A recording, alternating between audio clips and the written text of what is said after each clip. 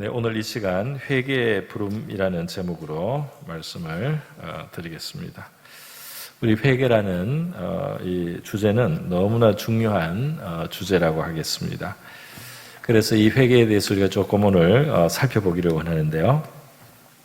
회개라는 이 말에는 메타노이아라는 원래 이 헬라어를 썼는데 이것이 후회한다는 뜻만 있는 것이 아닙니다. 회개는 그걸 뉘우칠 뿐 아니라 개혁한다는 적극적인 뜻을 가지고 있어요.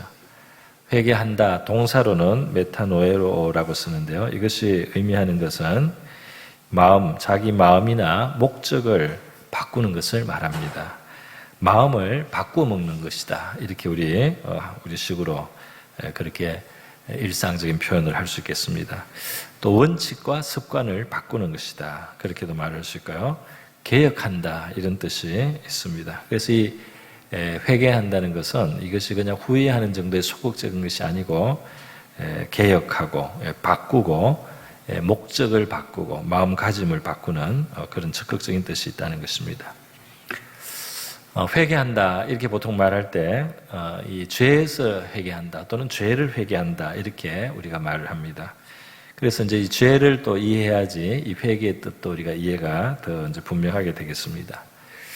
이 죄라는 말은 하마르티아라는 원래 또 헬라 말을 씁니다. 근데 이 하마르티아 뜻이 흥미롭습니다. 뭐냐면은 이것은 화살을 쏘아서 활이 날아가는데 관역에 딱 맞아야 되는데 그것을 벗어난 것을 원래 말하는 그 뜻에서 나왔어요. 이 관역을 빗나갔다는 그런 뜻이 되겠습니다. 그러니까 그 원래 목적에 도달하지 못했다. 원래 있어야 될 자리에 가지 않는다. 있어야 될 자리에 있지 않다. 벗어났다는 뜻이 되겠습니다. 그래서 죄라는 이 말은 하나님이 우리 인간에게 주신 원래 우리의 자리를 벗어난 것. 이것이 죄의 근본 뜻이 된다. 이렇게 말할 수가 있겠습니다. 우리 창세기에 보면 죄의 기원이 나와 있는데요. 처음 사람인 아담과 하와가 하나님이 주신 기쁨의 동산 에덴에 가면서 우리 하나님의 주권을 상징하는 선과 악을 아는 나무의 실과를 먹지 말라는 하나님의 그 명령이 있었습니다. 말씀이 있었는데요. 사단의 게임을 받고요. 그 선과 악을 알게 하는 나무의 실과를 먹게 됩니다. 그래서 하나님 말씀을 범하게 되는데요. 이렇게 죄를 사람이 지었을 때 어떤 상태가 됐느냐 하면 그 전에 함께 하나님과 함께 교제하던 그 동산인데 하나님이 다가오시는 것을 듣고 이들이 하나님을 두려워서 피하게 되었다. 나무 뒤에 숨었다. 이렇게 표현이 되어 있습니다.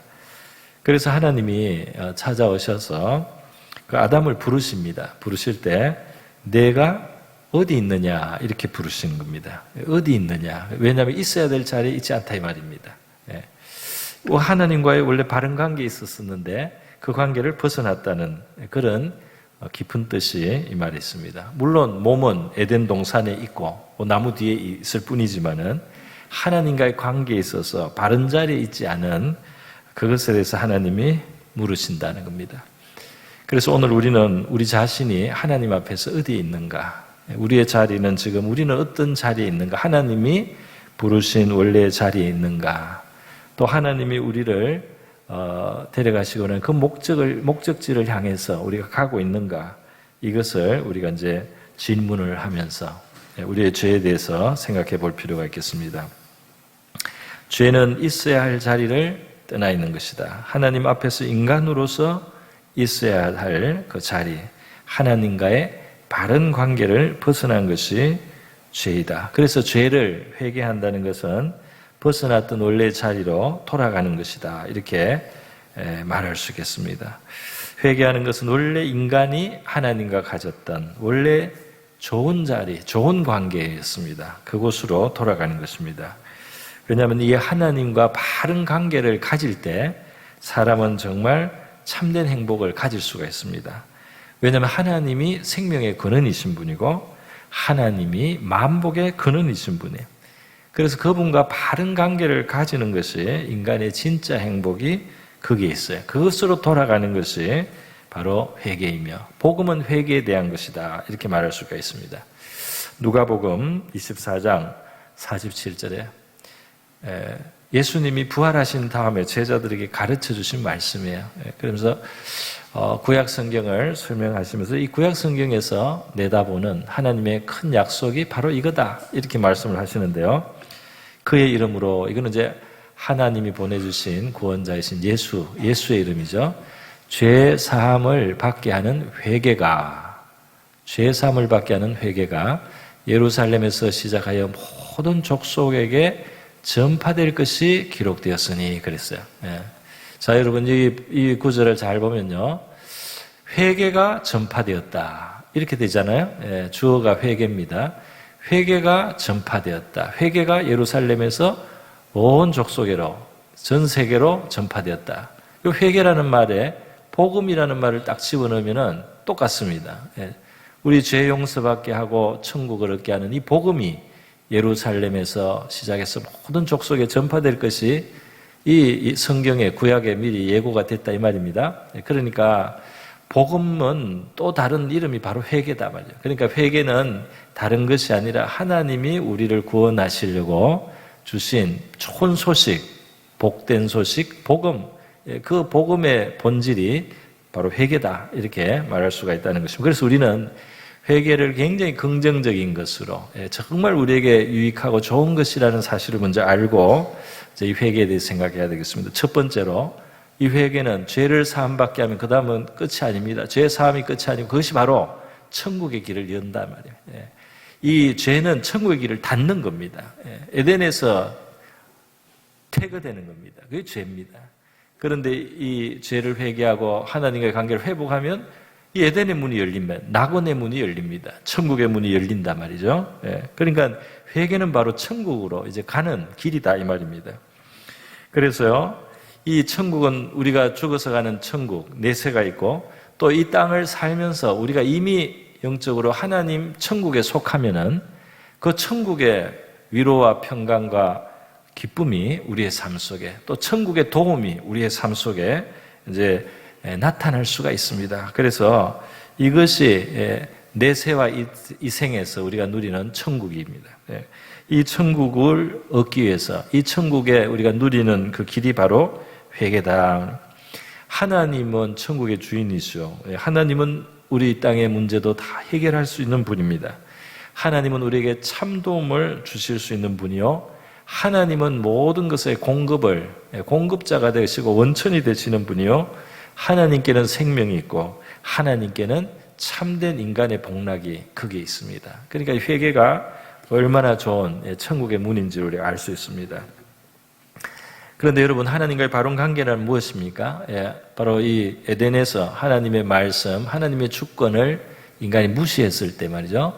그것이 죄가 되고 그리고 그것이 천국의 문을 닫았습니다. 그러니까 하나님께로 돌아가는 천국으로 돌아가는 그 회개는 하나님과의 관계에서 하나님을 우리의 삶의 중심으로 받아들이고 모시는 이 회개, 믿음으로써 우리 하나님을 받아들이고 말이죠. 우리 하나님의 구원, 하나님의 사랑, 우리가 그것을 인정하고 받아들이면서요. 그래서 하나님을 우리의 삶의 중심으로 모시는 것이 근본적인 회개라고 할 수 있어요. 우리가 회개를 흔히 생각할 때 남을 해치거나 남의 것을 도적질하거나 우리가 무슨 거짓을 행하거나 무슨 악을 행한 이런 것들이 여러 가지가 있을 수 있습니다. 그런 부정한 일, 불의한 일, 나쁜 짓, 못된 일, 이런 것도 회개해야 될 하나의 죄입니다만은 근본적인 더 뿌리가 되는 죄가 뭐냐 말이죠. 그것은 바로 이 삶의 중심을 하나님으로 삼는 것. 그것이 회개하는 모습이다. 다시 말해서 우리의 죄는 하나님을 중심에 모시지 않은 것이 우리 인간의 자리를 이탈한 하마르티아, 관역을 벗어난 죄다 말입니다. 그리고 우리 하나님과 함께 살아갈 때 우리 하나님의 영광에 동참하는 그 목적에 우리가 이르게 되는데요. 이 죄는 그것을 막는 것입니다. 그 길을 벗어나게 만드는 거예요. 그래서 여러분, 회개가 없이는 천국에 이를 수가 없기 때문에 이 회개는 너무나 우리에게 필요하다, 그렇게 말할 수가 있겠습니다. 근본 삶의 자세를 바꿉니다. 근본 삶의 태도를 바꾸는 겁니다. 우리 삶의 어떤 원칙을 바꿔버리는 겁니다. 하나님과 바른 관계 속에 살겠다는 결단입니다. 그래서 잘못한 일을 가지고 뉘우치면서 애석해하면서 또 부끄러워하면서 그렇게 하는 거, 또 뭐 눈물을 흘리는 거, 이것도 회개지만은 그것은 회개의 더 핵심이 아니라 말이죠. 그것은 회개의 어떤 작은 표현이라면 회개의 정말 중심은, 핵심은 눈물 흘리고 안 흘리고의 문제가 아니고 내 삶의 중심에 하나님을 받아들이고 내 생각을 근본적으로 하나님 중심으로 바꿔버리는 것이 바로 회개다. 나는 하나님과 함께 살겠다. 이 하나님을 주인으로 모시고 살겠다. 오늘 바로 특주의 주제잖아요.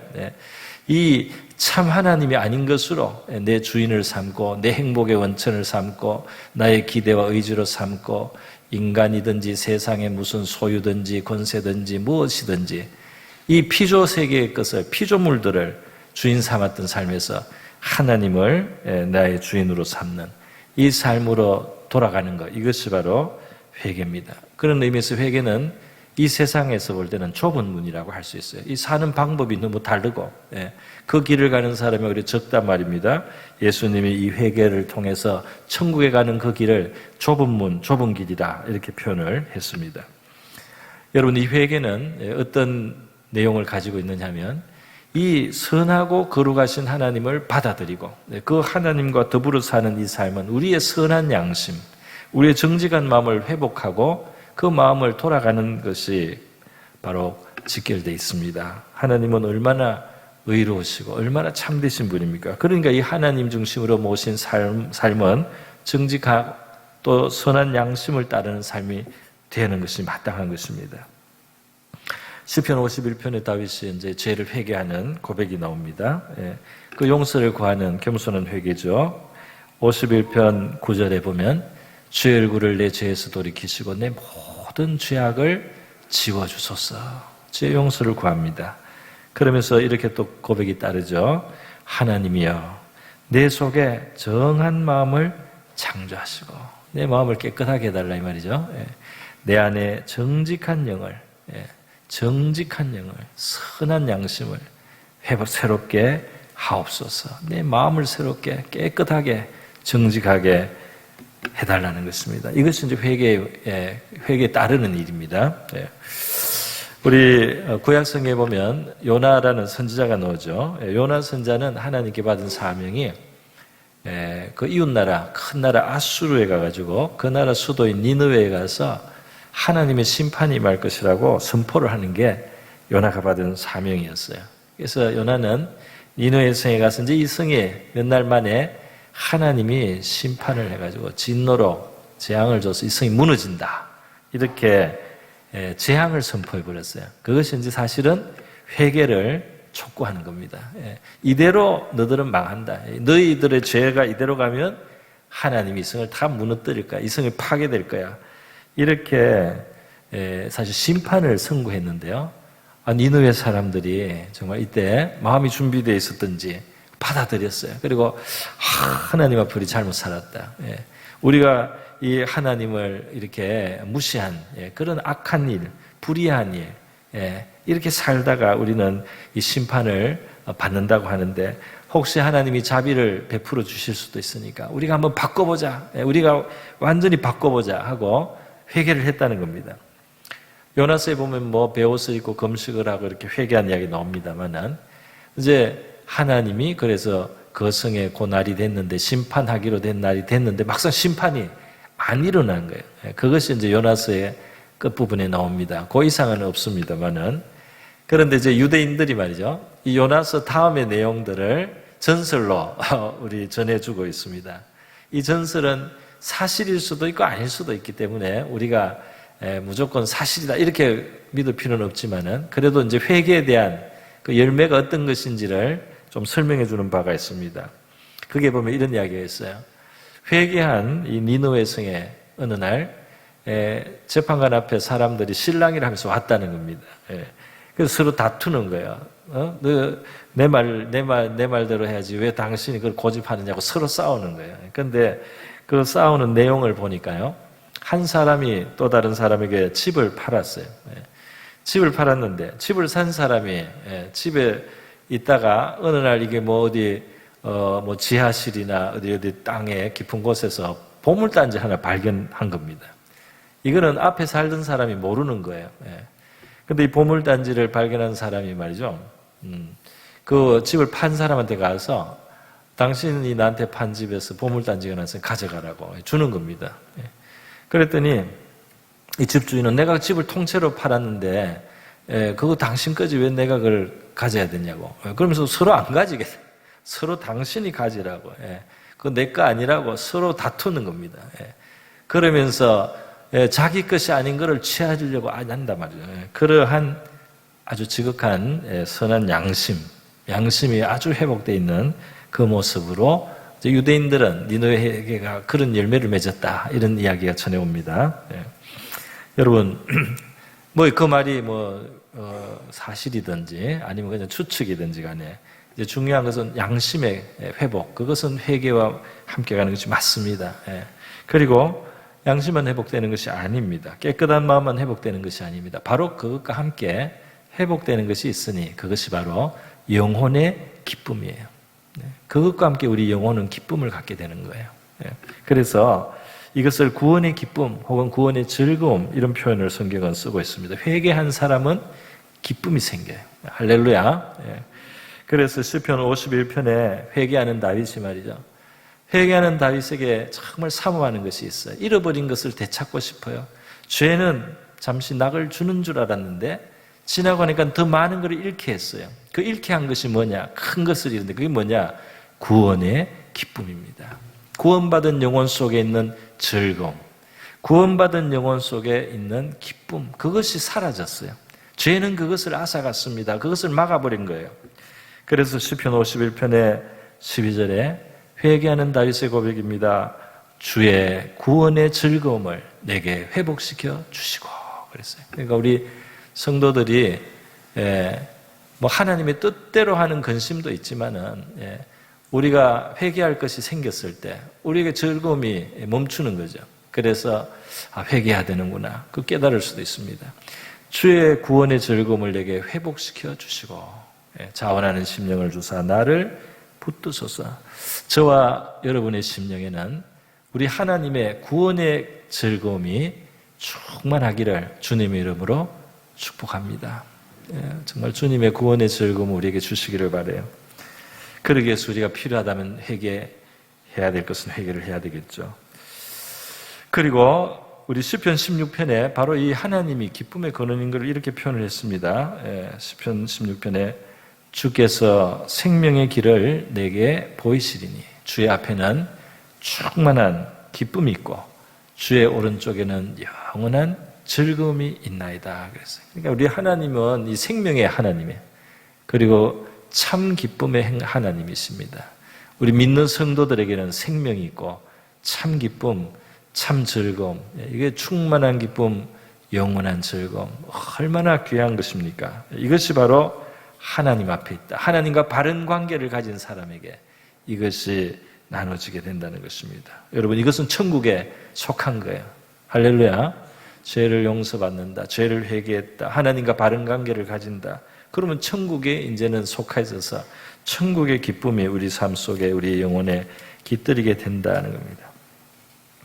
회개하는 사람은 회개하는 동안에는 때로는 슬프기도 할 수 있고 애통하게 여길 수도 있고 부끄럽게 여길 수도 있고 마음이 낮아질 수도 있지만 그러나 이상하게 그 영혼에는 하나님과의 관계가 회복되면서 기쁨이 생긴다. 즐거움이 생긴다. 그래서 여러분 천국을 이 땅에서부터 소유하는 것입니다. 그것이 천국을 이 땅에서 소유하는 한 큰 증거예요. 그래서 천국이라는 것은 나중에 이제 죽어서도 가겠지만 이 천국이라는 것은 바로 이 회개하고 용서를 받아서 하나님과의 관계가 회복된 이 죄인들이 누리는 기업이다. 이렇게 말할 수가 있겠습니다. 이제 이 회개에 대한 근본적인 기본적인 제가 설명을 드렸습니다. 자, 그러면 이 회개는 천국을 얻게 하는 것인데요. 두 번째로 회개하는 모습을 보겠습니다. 회개하는 모습을 보면 굉장히 하나로 딱 정해서 이렇게 회개해야 된다 이렇게 말할 수가 없다는 것을 우리가 볼 수가 있어요. 성경에서 하나님은 이 세상을 얼마나 각각 종류대로 창조하시고 꽃이 얼마나 종류가 많습니까? 피는 시기도 다르죠. 모양도 다르죠. 색깔도 다르죠. 그 꽃 하나에도 정말 너무너무 다양합니다. 향기도 다르고. 뭐 하나 똑같은 게 없는 게 이게 하나님의 세계입니다. 회개도 그래요. 회개도 그렇습니다. 어떻게 다르냐면 예를 들어 보겠습니다. 누가복음 23장에 악인이 죄인, 강도하던 사람, 십자가 옆에 예수님 옆에 달려 죽는 이 사람은 말이죠. 죽기 전인데도 회개를 했어요. 그래서 자기는 잘못한 게 많은 인생이고, 예수님은 의롭고 거룩하신 분일 뿐 아니라 천국의 주인이신데 지금 저렇게 피 흘리시면서 뭔가 천국을 위해서 지금 이렇게 고난받으시고 있고, 나는 죄인인데 예수님, 나를 불쌍히 여겨주십시오. 그 천국에 가실 때 저도 구원해 주세요. 이렇게 회개하면서 죄를 인정하면서 예수님을 향해서 긍휼을 구했습니다. 이것이 이제 회개인데 이 사람에게 있어서 충분했어요. 그 회개로 이 사람은 용서받고 천국 갔습니다. 예수님이 십자가에서 하시지 않습니까? 말씀, 오늘 너가 나와 낙원에 있으리라. 그러니까 진짜로 병상에서 죽어가는 자리에서도 인간이 정말 자기 인생을 하나님 앞에 뉘우치고 말이죠. 그리고 예수님을 믿고 자기를 불쌍히 여겨달라고 하면 우리 십자가의 보혈을 흘리면서 그렇게 죄인을 위해서 제물이 되신 그 예수님의 권세로, 그 예수님의 희생의 값으로 그 사람이 용서받고 구원받을 수가 있습니다. 천국의 약속 받을 수 있다 이 말이에요. 이런 회개도 있어요. 그러나 그것이 전부라고 하면 안 됩니다. 다른 것도 있어요. 어떤 것이 있느냐면 누가복음 19장에 예수님 시대 삭개오라는 세리장 직업을 가진 사람이 있습니다. 이게 이제 로마의 지배를 받는데 세리장을 한다는 것은 자기 동족에게 세금을 많이 걷어가지고 로마에다가 바칠 거 바치고 나머지를 가지는 사람이기 때문에 로마의 권력을 얻고 자기 동족의 사실은 이 피를 짜는 그런 나쁜 사람들로 보통 인식이 됐던 것이 세리장이에요. 그런데 이 삭개오는 어떻게 살았는지는 구체적으로 모르겠습니다만은 하여튼 예수님을 만나고 예수님이 자기 같은 사람을 받아주시는 걸 알게 되었어요.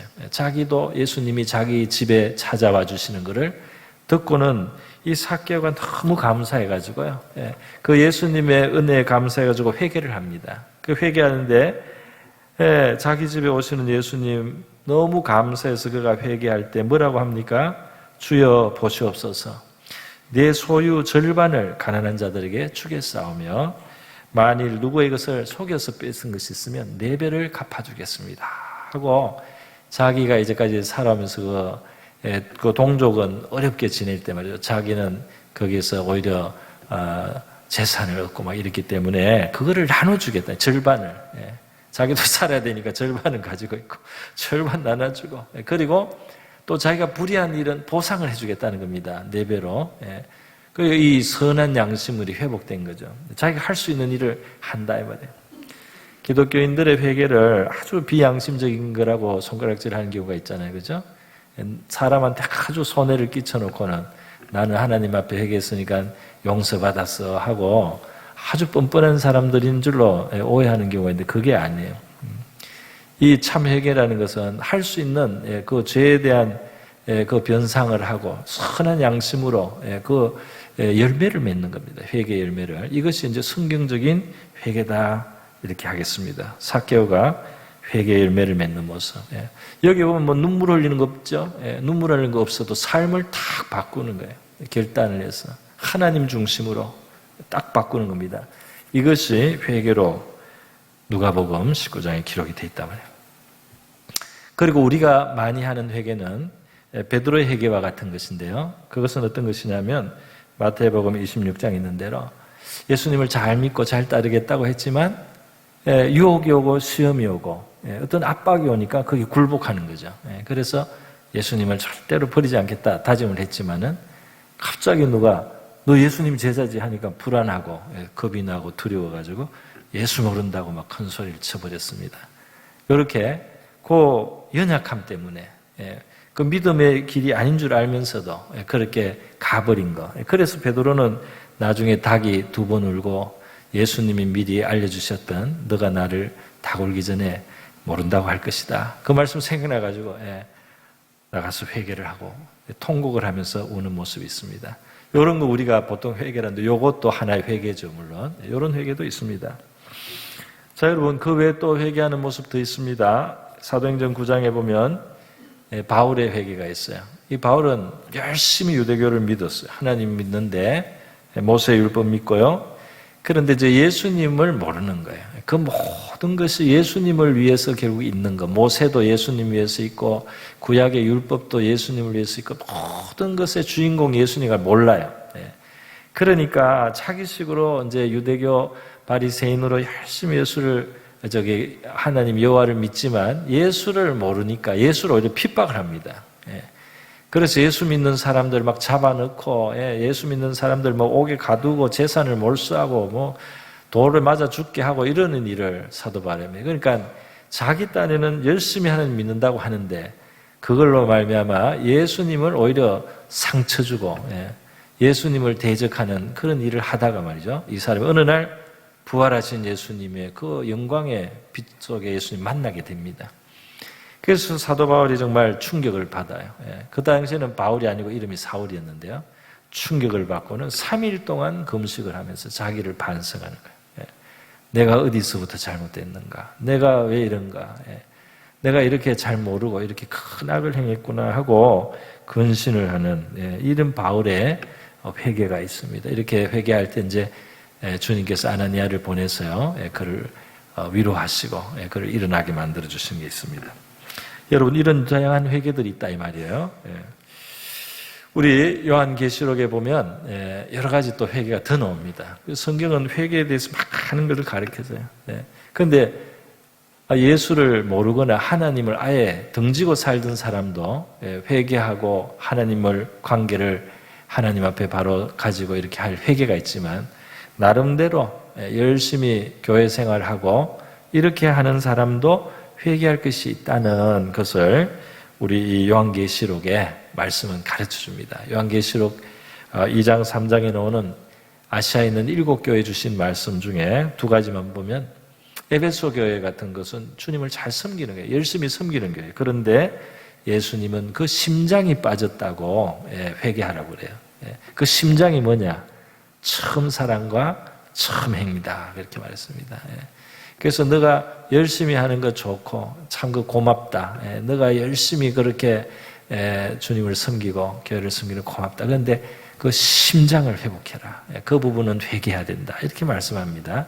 참 사랑으로, 참 행위로, 순전한 마음으로 하나님을, 예수님을 섬기던 바로 그 자리에 가야 된다. 이렇게 말씀을 해주시는 거예요.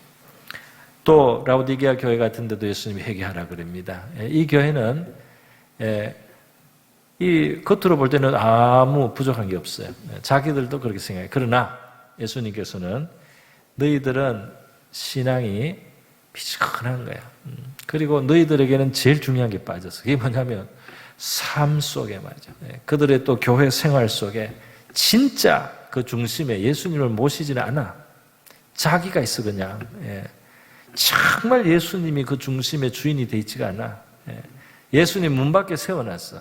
내 마음대로 판단하고 내 마음대로 결정하고 내 고집대로 살아가지. 내 자랑하지. 예수님 중심이 아니야. 예수님이 회개하라 그랬습니다.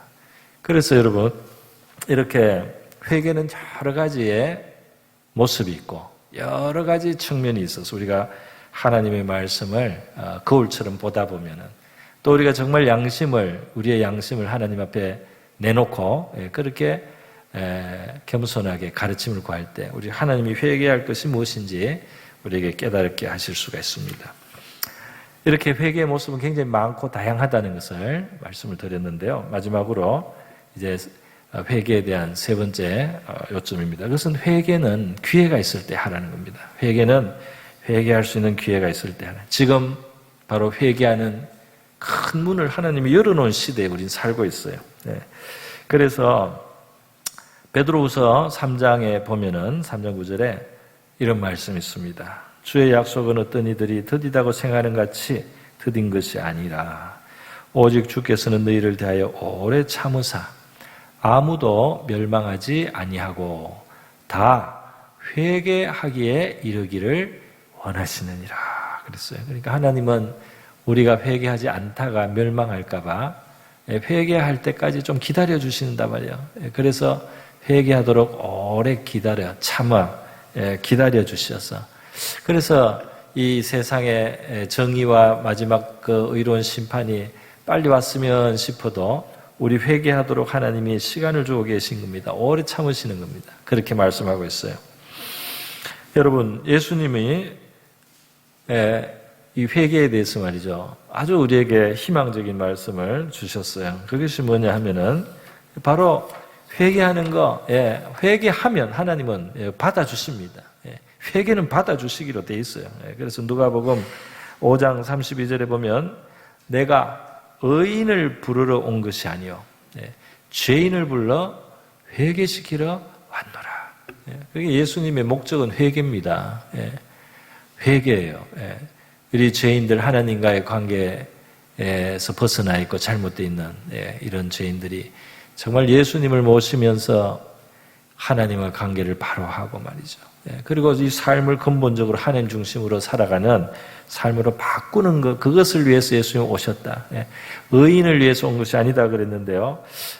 예수님 나는 양심적으로 살고 의로워서 예수님하고 상관이 없겠네요. 이렇게 말할 사람은 하나도 없다 이 말입니다. 왜 그렇습니까? 사람 보기에 조금 착한 편에 속할 뿐이지 하나님의 기준에서 원래 인간이 하나님과의 관계에서 가져야 될 그 온전한 인간의 모습에서 얼마나 벗어나 있네요.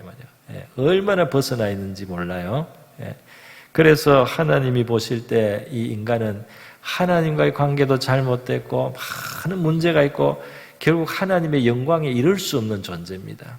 그래서 로마서 3장 10절에는 의인은 하나도 없다 그랬어요. 하나님이 정말 인정할 수 있는 의인은 하나도 없어요. 사람들끼리 인정해 주지, 사람들끼리 의인이라고 좀 인정해 주지 하나님 앞에는 의인이 없단 말이에요. 그래서 의인은 없나니 하나도 없으며 그랬습니다. 그렇기 때문에 죄인을 회개시키러 오신 예수님, 나는 의인과 상관이 없다, 죄인을 회개시키러 왔다. 그 예수님께 모두 다 우리가 반드시 나가야 하는 것입니다. 그리고 회개해야 되는 것이죠. 여러분, 회개는 죄의 사함을 가져오고 그리고 천국에 우리가 이제 속하게 되는 너무나 큰 축복의 문이에요. 그렇기 때문에 회개를 우리가 외면하거나 꺼리는 것은 어리석은 것이요. 회개를 우리가 적극적으로 회개하려고 하는 이것은 참 지혜고 복이라고 하겠습니다. 잠언 28장에 13절 말씀에 있어요. 자기의 죄를 숨기는 자는 형통하지 못하나 죄를 자복하고 버리는 자는 불쌍히 여김을 받으리라. 얼마나 하나님은 회개하는 사람 불쌍히 여겨줘요. 우리 인간의 연약함을 아시고 말이죠. 우리가 벌써 조상 때부터 죄가 물들어가지고 우리 영혼 속에 그렇게 죄를 짓고 불행해지는 우리를 불쌍히 여기십니다. 그래서 회개하면은 참 불쌍히 여겨주세요. 용서하신다 이 말입니다. 또 다윗이 시편 32편에 고백합니다. 1절에 보면 허물의 사함 받고 죄가 가려진 사람은 복이 있도다 그랬어요. 우리 흔히 의인이 복이 있다고도 하지만은 죄인도 하나님께 용서받으면 그 복된 겁니다. 그리고 하나님은 그 용서하시는 죄를 가려주신단 말이에요. 그래서 복이 있다 그러면서요 5절에 보니까 이렇게 말합니다. 내가 이르기를, 이제 자기 스스로에게 말하는 거죠. 내 허물을 여호와께 자복하리라 하고 주께 내 죄를 아뢰고 내 죄악을 숨기지 아니하였더니 곧 주께서 내 죄악을 사하셨나이다. 참 이 부모님이 자식이 뉘우치고 용서를 구하면 용서해 주려고 마음먹고 있는 것처럼 우리 하나님은 죄인의 죄를 아뢰고 그대로 솔직하게 죄를 자복하면요 우리 하나님께서 내 죄를 사하셨다는 이 다윗의 고백, 누구나 다 할 수 있는 고백인 줄로 믿습니다. 여러분, 이렇게 이 회개는 말이죠, 우리에게 참 복인데요. 이 죄인들이, 어떤 사람들이 이제 하나님 앞에 이렇게 회개를 하면은 하늘에서 참 기쁨이 있다 그래요. 하늘에서 하나님 기뻐하시고 천사들 기뻐해가지고 하늘의 기쁨이 크다고 예수님이 말씀을 해주시면, 그 기뻐한다는 게 뭐예요? 이 죄인이 멸망치 않고 회개해서 구원받는 것이 천국의 기쁨, 천국에 있는 존재들이 기뻐한다는 겁니다. 예. 얼마나 사랑하는 겁니까? 얼마나 사랑해 주는 거예요. 그죠? 예. 그 용서받는 것을 기뻐한단 말이죠. 얼마나 아끼고 사랑하면, 예. 그 죄를 지었는데도 그 회개하는 것 가지고 기쁘게 여기는 그 사랑이, 예, 천국의 정신입니다. 예. 하나님의 마음이죠. 예. 여러분, 바로 회개하고 용서를 다, 누구에게나 회개하는 자들 용서받게 하려고 하나님은 그 아들이 이 땅에 오게 하시고 그를 피 흘리게 하시고 그를 죽기까지 그렇게 내어주셨어요. 예. 여러분, 그런 이 회개는 복인데, 만약 회개하지 않으면 어떻게 됩니까? 회개하지 않으면 뭐 그냥 천국 못 가고 마는 게 아니에요. 회개하지 않으면 파멸, 예, 심판으로 가는 겁니다. 그래서요, 결국은, 예, 이 멸망치 않는 거예요. 회개를 해야지 멸망치 않는 거예요. 그러니까 회개 안 하면 멸망한다 이 말입니다. 예. 우리는 신앙생활하고 교회를 다니고 이거 기본적인 거고 꼭 필요한 겁니다. 그런데 그 안에 충분하게 우리 구원받기 위해서 해야 되는 건 회개다. 그러니까 회개가 꼭 있어야 되는 겁니다. 그러니까 그냥 교회를 왔다 갔다 하는 것만으로는 그걸로 만족하지 말고, 그거는 필요한 거지만은 회개해서 하나님과의 관계를 바르게 가질 때 이것이 천국을 소유하는 사람들은, 이것이 이제 주님이 정말 주시고 싶은 우리의 몫이라고 하겠습니다.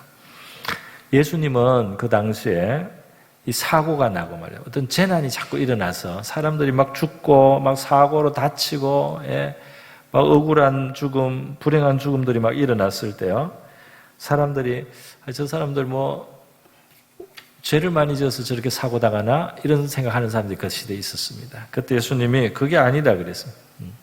너들은 그 사고 당한 사람들 그런 식으로 생각할 게 아니고 누구라도 회개하지 않고 살다 보면 하나님 앞에 파멸당하고, 이 재앙을 당하는 날이 온다는 걸 알아라 그랬어요. 그거는 그 사람들만의 문제가 아니에요. 회개하지 않고 살다가 하나님 등지고 또는 하나님과 잘못된 관계 속에 있다가 나중에 너희들이 가는 것은 그런 재난과 같은, 그러니까 이게 이 땅에서의 무슨 사고뿐 아니라 우리 영혼이 나중에 완전히 망한다는 거죠. 멸망한다는 것입니다. 너희도 만일 회개하지 않으면 다 이와 같이 망하리라, 이렇게 예수님이 권면해 주셨습니다. 그러므로 회개할 수 있을 때 우리는 회개해야 되고요. 하나님은 오래 참으셔서, 하나님이 굉장히 오래 참으시는 것은 우리를 회개하도록 기다려 주시는 거다 그랬어요. 로마서 2장 4절에 혹 너가 하나님의 인자하심이 너를 인도하여 회개하게 하심을 알지 못하여 그의 인자하심과 용납하심과 길이 참으심이 풍성함을 멸시하느냐 그랬습니다. 그러니까 하나님이 보지 않고 듣지 못해서 가만히 계신 것이 아니다 이 말입니다. 우리 한 사람 한 사람에게나 이 사회나 하나님이 그 죄악을 안 보고 몰라서 또 능력이 없어서 심판을 안 하고 있는 게 아니고, 하나님이 너무나 인자하심으로써 회개의 시간, 회개의 기회를 주시고 있다는 거예요. 그렇기 때문에 그 시간을 멸시하고, 하나님의 그 오래 참으심을 멸시하고 계속 그 길로 가서는 안 된다 이 말입니다. 여러분, 이 회개는 말이죠, 이 회개 자체가 정말 복입니다. 회개할 수 있는 것은 복이고 복이에요. 그래서 회개가 우리 스스로 회개하게 결단해야 되겠지만은 때로는 회개가 마음대로 안 됩니다. 그 죄에 익숙해지고 말이죠, 마음이 무디지고 강팍해지면은 회개하고 싶어도 안 돼요. 가끔 어떤 사람들이 이런 말을 하죠. 무슨 말을 하냐면은, 나는 신앙생활을 잘하고 하나님 잘 믿을 자신이 없어서 세상에서 죄 짓고 살다가 죽기 전에 회개하고 예수님 믿어야 되겠다. 뭐 그럴 수도 있겠죠. 그런 사람도 하나님 구원하시려면 하실 수 있을 겁니다. 그런데 그게 자기 마음대로 안 될 가능성이 많습니다. 회개가 마음대로 그렇게 자기 마음대로 되는 게 아니에요. 예, 그래서 회개하고 싶어도 못하는 경우가 있어요. 예. 예레미야 예가 5장에 보면요, 이스라엘 백성들이 죄가 쌓여서 하나님의 재난과 심판이 오는데요, 예레미야가 하나님께 기도하는 게 나옵니다. 그 기도하는데 보면 스스로 회개할 힘이 없어요. 스스로 회개할 힘이 없어요, 이미. 그래서 아주 회개할 수 있는 은혜를 구하는 기도를 합니다. 예레미야 예가 5장 21절에 여호와여 우리를 주께로 돌이키소서. 돌아간다, 이게 회개인데요, 돌아갈 힘이 없어요. 그래서 주께로 돌이키소서, 이렇게 돌아갈 힘을 구하는 겁니다. 회개할 수 있도록 도와달라는 거예요. 그래 하시면 우리가 주께로 돌아가겠사오니 우리의 날들을 다시 새롭게 하사 옛적 같게 하옵소서. 하나님이 한 가지 비결을 예레미야를 통해서 가르쳐 주신 거예요. 회개해야 될 줄 아는데 회개할 능력도 없고 이제는 회개하기도 영혼이 무디고, 그래도 회개할 수 있도록 도와달라고 하나님께 기도하라는 겁니다. 예레미야 31장에도 말씀이 있어요. 에브라임이 스스로 탄식함을 내가 분명히 들었노니 주께서 나를 징벌하심에 멍에가 익숙하지 못한 송아지 같은 내가 징벌을 받았나이다. 주는 나의 하나님 여호와이시니 나를 이끌어 돌이키소서. 그리하시면 내가 돌아오겠나이다. 이 말은 주님께 돌아가겠다 이 말입니다. 그래서 오늘 우리식으로 말하면 내가 참 회개해야 되는데 회개도 안 돼요. 이제는 죄가 익숙해져가지고 죄가 길이 들어가지고 체질에 그냥 죄가 들어와 앉았습니다. 그래서 하나님 회개할 수 있는 은혜 베푸소서. 회개의 영을 주시옵소서. 회개의 눈물을 주시옵소서. 진실하게 기도한다면 임하실 줄 믿습니다. 회개 도와주신다면, 참된 회개를 하게 한다면. 그래서 회개는 어떤 의미에서 영적인 싸움이기도 합니다. 싸움이. 그래서 이 회개하라는 말씀과 함께 예수님께서 이 교회들에게 주신 그 말씀에 승리하라, 이기라, 이기는 자에게 내가 복을 주겠다, 상을 주겠다, 이렇게 말씀을 많이 하셨는데요. 정말 어떤 사람들은 회개하는 것이 신앙의 승리예요. 그러니까 이 신앙의 승리는 어려움을 참는 것도 신앙의 승리. 어려움을 참고 하나님을 계속 섬기는 이건 큰 승리입니다. 그러나 잘못했더라도 회개하면은 신앙의 승리입니다. 그러니까 우리 그런 의미에서 우리에게 이 회개에도 우리 하나님께서 우리에게 승리를 얻도록 우리 하나님 앞에 우리가 구해야 할 줄 믿습니다. 요한계시록 3장 19절 마지막에 한 구절만 더 보겠습니다. 여기 보면 이 라오디게아 교회 문제예요. 라오디게아 교회는 미지근한 교회입니다. 그러니까 예수님을 중심에 안 모셨어요. 그래서 이 교회는 헛방이에요. 완전히 아무것도 아닌 겁니다. 자기들은 뭐 있는 줄 알아도 예수님 올 때는 헐벗고 가난하고 병들고 눈멀었다. 그러나 여러분 놀라운 말씀은 뭡니까? 내가 사랑하는 자를 책망하여 징계하노니. 사랑한다. 그 교회 같지 않은 교회, 성도 같지 않은 성도입니다. 그러나 예수님께서 내가 사랑하는 자 책망하여 징계한다 그랬어요. 참 아무것도 아닌, 정말 예수님도 중앙에 모시지 않고 있는 정말 어리석은 눈이 먼 그런 라오디게아 교인들이지만 예수님은 내가 사랑한다. 내가 사랑하는 자를 책망하여 징계하노니 뭐라고요? 열심을 내라, 회개하라. 그렇게 말씀을 하셨습니다. 그러면서 하시는 말씀이죠. 볼지어다 내가 문 밖에 서서 두드리노니 누구든지 내 음성을 듣고 문을 열면 내가 그에게로 들어가 그와 더불어 먹고 그는 나와 더불어 먹으리라. 예수님을 모시고 예수님을 인정하고 마음과 삶 속에 예수님 정말 인정하고 사는, 그렇게 사는 삶으로, 회개한 삶으로 그렇게 되어야 한다. 이렇게 예수님이 말씀하십니다. 주님과 함께하는 삶에 진정한 위로와 평강과 기쁨과 승리가 있는 줄 믿습니다. 우리 천국을 소유하는 길인 회개의 부름에 응답하시는 저와 여러분 될 수 있기를 주님의 이름으로 축원드립니다.